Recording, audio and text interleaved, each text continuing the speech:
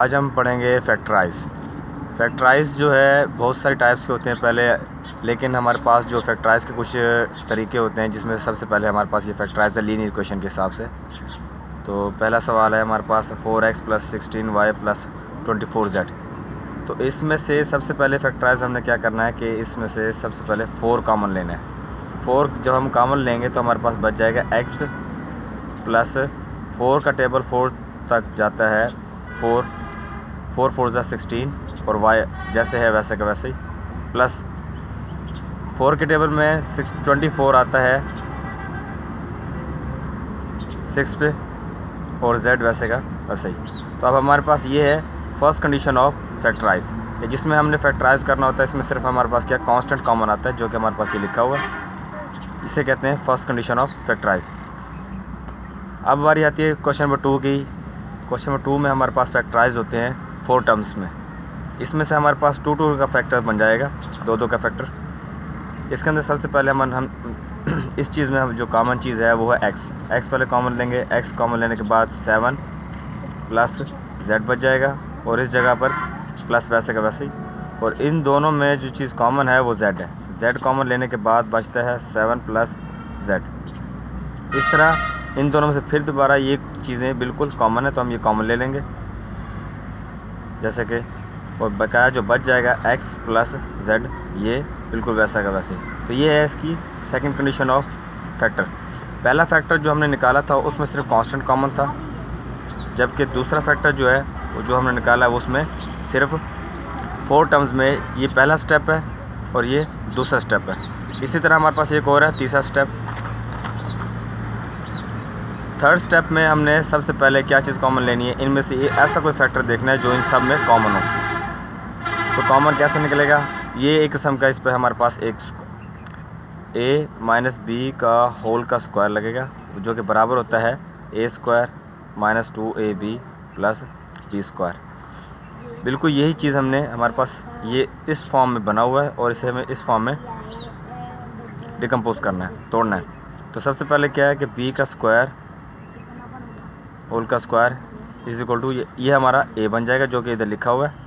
और उसके बाद -2a हमारे पास b² है और b हमने ख़ुद बनाना है। b हमारे पास जो है वो है 2c² का स्क्वायर, जो कि b हमारा बन गया 2c²। अब a² - 2ab + b का स्क्वायर। अब इससे यही चीज़ जो हमें यहाँ पर ओपन में जो गिवन है, हमने उसमें सबसे पहले क्या चीज़ चेक करनी है, उसमें ये चेक करना है सबसे पहले कि हमारे पास a कैसे बनेगा और b कैसे बने। अगर हमारे पास a और b फाइंड आउट हो जाए तो हम 2ab खुद बना सकते हैं। अब इसमें हमारे पास जो चीज़ है, इसे इस फॉर्म में जो डिकम्पोज हमें दिया हुआ डिकम्पोजिशन में हम इसे सिर्फ बंद करके दिखा देंगे। b² - 2c² का होल का square. This is also kind form of factor. And fourth question हमारे पास ऐसे ही, इसमें भी इसी तरह का एक क्वेश्चन, इस क्वेश्चन में फार्मूला लगेगा जैसे हमने ऊपर वाले क्वेश्चन में लगाया था ये। अब हमारी बारी है इसे कहते हैं difference of square. Difference of square का जो पहले हमें फार्मूला हमें याद होना चाहिए, a² - b² बराबर है a + b × a - b। तो हमें सबसे पहले क्या करना है कि इसे इस फैक्टर में तोड़ना है। ये हमारा a है और ये हमारा b है। तो a हमारे पास क्या है 2a² - 3b का होल का स्क्वायर।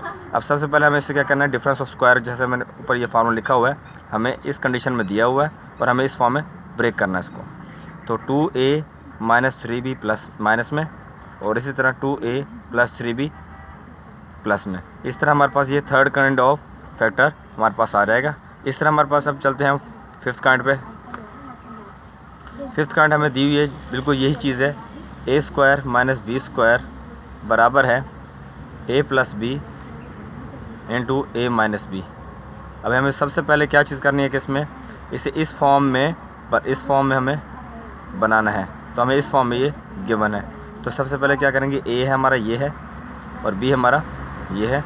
तो एक बार प्लस में और एक बार माइनस में, बस इसमें बस ब्रेक ये करना है कि हमें ये लिखा हुआ 2x - z a plus b हमारे पास ये है 2x - z, ये हमारे पास b हो गया।